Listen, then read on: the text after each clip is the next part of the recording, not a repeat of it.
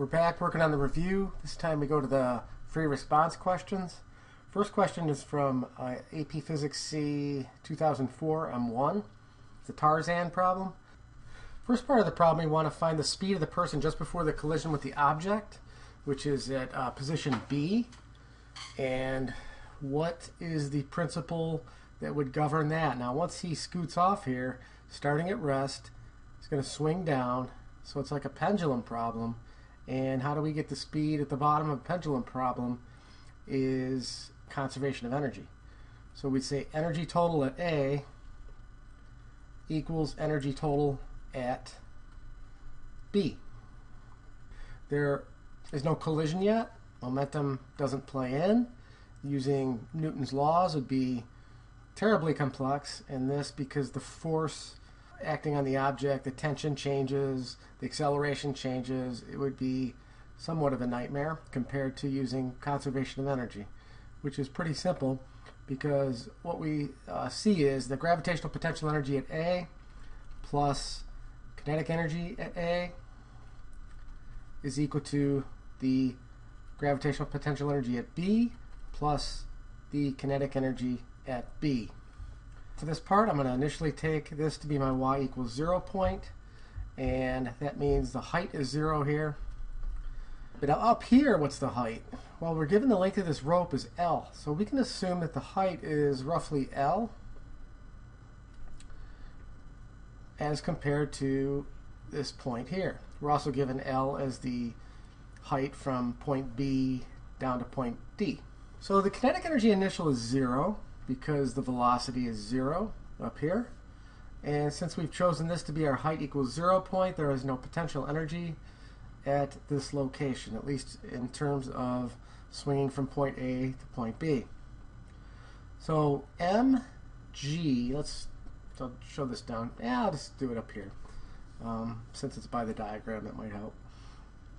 mgh equals 1/2 mv squared is the general formula. Now let's plug in what these are. We're looking at m1 for mass. G we can leave the same. H is L. So that's the potential energy at point A with respect to point B. Now the kinetic energy at point B, it would be 1/2. Again, we have m1. And what we want, the speed of the person, is what we actually want in this problem. So that's v squared. So we can solve for this quite easily. Masses cancel. V ends up being the square root of 2 GL. And that's our answer to number 1A.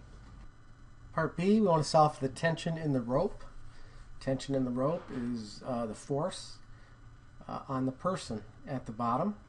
So this turns out to be a problem similar to the ones we've seen in the uniform circular motion chapter. When the person is swinging down at the bottom, we can draw the forces on the person, and the forces are tension in the rope and mg, which is the gravitational force by Earth acting on the person. Now we know that because the person is swinging in the rope and would continue to, if he didn't let go, would continue to move up, we know that there is a net force up, which is also known as our centripetal force, and the centripetal force is the force that keeps him in a circle, and centripetal force is defined as the sum of the forces along the radius, or parallel to the radius. So here we have one mg is down, and that's parallel to the radius, and tension is up. So this is one of the easier points to figure this out because the forces line up directly with the radius. The centripetal force is going to be the absolute value of tension minus the absolute value of gravity. And we want tension in this. So what is centripetal force? Always helpful to remember centripetal force is mass times acceleration centripetal, or mv squared over r. We've seen this several times. Now So we have tension equals mg plus mv squared over r. Now think about this. This should make a little bit of sense in that mg is the weight, and if we think about what would happen if Tarzan, or whoever this guy is, if he was just hanging motionless at the bottom, then the tension would simply be equal to mg. There'd be a balance of forces, tension would be mg, there's no acceleration. But what happens when you swing in a rope is when you go on the bottom, and you can kind of feel this, you have to hold on with more force when you're swinging versus just staying there. The tension is actually increased, which is why we see this added mv squared over r. And it depends on the motion. The faster you're going, the more tension there will be in the rope. So plugging in our actual values specific to this problem, m1g is the first part plus m1.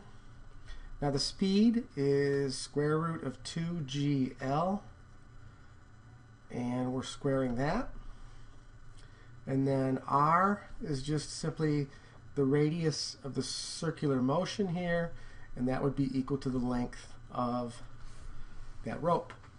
Okay, we should simplify this because we have a square root squared. So this is going to be m1g plus 2 m1gl over L. This L is going to cancel, so we end up with actually fairly simple expression 3m1g. So the tension is increased 3 times over just hanging there. In other words, if you were doing the Tarzan hanging there in motionless, you'd have m1g pulling on you. Starting at like 1/4 of a circle up means you'd have to hold on 3 times harder. 3m1g. Part C, we want the speed of the person and object just after the collision. And this is where you should almost instinctively know by now, this is a conservation of momentum situation.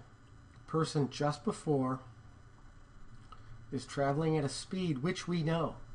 It was calculated in part A. Blob M2 is not moving. They collide, they stick, and we want just after the collision. So this becomes momentum total. This is conservation of momentum problem. The total momentum before the interaction is equal to the total momentum after. Now the blob's not moving, so the total momentum before is simply the momentum of Tarzan, which is m1 times his velocity, which is 2gl, and that is going to equal the momentum of the combination. They stick together, so that's m1 plus, what is that? Yeah, it's m2. m2 times their speed. That's what we're solving for. So we're going to solve for the speed just after the collision. I'll call v prime. So we have v prime equals m1 square root 2gl over m1 plus m2. So that'll be our answer to part C. D, we want the ratio of the kinetic energy of the person-object system before the collision to the kinetic energy after the collision. So all we really need to figure out is a fraction. Kinetic energy initial over kinetic energy final. Is that right? Just before to just after, to the kinetic energy after the collision. So the kinetic energy initial would be 1/2. That's the kinetic energy of Tarzan just before he hits the blob, and that's 1/2 times the mass of Tarzan times the speed of Tarzan, 2gl squared, and the mass of, or I'm sorry, the kinetic energy afterwards is 1/2 times their combined mass, Tarzan plus blob, times their speed, which we just calculated up here, m1 square root 2GL over M1 plus M2. And all of this is squared. Some of this will cancel. The 1/2 we can get rid of. We can actually get rid of, by the time we square 2GL up here and square it here, that's going to go away. So we have M1 up top. Here, one of these is going to cancel with one of these M1 plus M2s. So we are going to have one M1 plus M2 remaining. And then we're going to have M1 squared. I did not get rid of that yet, but even that simplifies. So if my algebra is good, get rid of one of those. We have 1 over M1 over that, which means we can multiply by the reciprocal. We're going to have M1 plus M2 over M1. So that's my ratio of kinetic energy initial to kinetic energy final, which means this is not a what type of collision, and therefore what kind of collision is it? It's not elastic, it is inelastic. In fact, this is a perfectly inelastic collision, one in which the objects stick together. They don't bounce off at all. Kinetic energy initial is more than kinetic energy final. Where did that energy go? Heat. Okay, the last part of this problem is to calculate the displacement x from this point to this point. Now we know it's L. We know this part is L because of it being the radius or the length of that vine. So what we really want to calculate is this part right here, which is a projectile motion problem. The only way we can really calculate that is to find the x velocity component, which we found, and multiply it by the time. Now time is not allowed, so we're going to have to develop an expression for the time interval. But v sub x we found. V sub x is the speed of the person and object just after the collision, which is right there. M1 times the square root 2GL all over, that was M1 plus M2, right? Yep. M1 plus M2. So that part's done. We just need to get an expression for time. Time with projectile motion is usually obtained from the vertical. Delta y equals v initial t plus 1/2 at squared is how we usually solve that. When we launch horizontally, VIY is 0. Delta y in this case would be negative L. Acceleration is just g.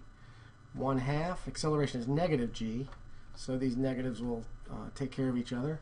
So t is going to be equal to, delta t will be equal to the square root of 2L over g, which can be stuffed into there.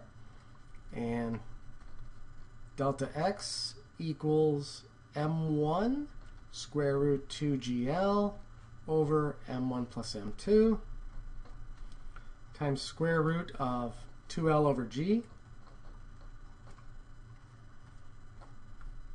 Now, simplifying this expression gives us 2 M1 L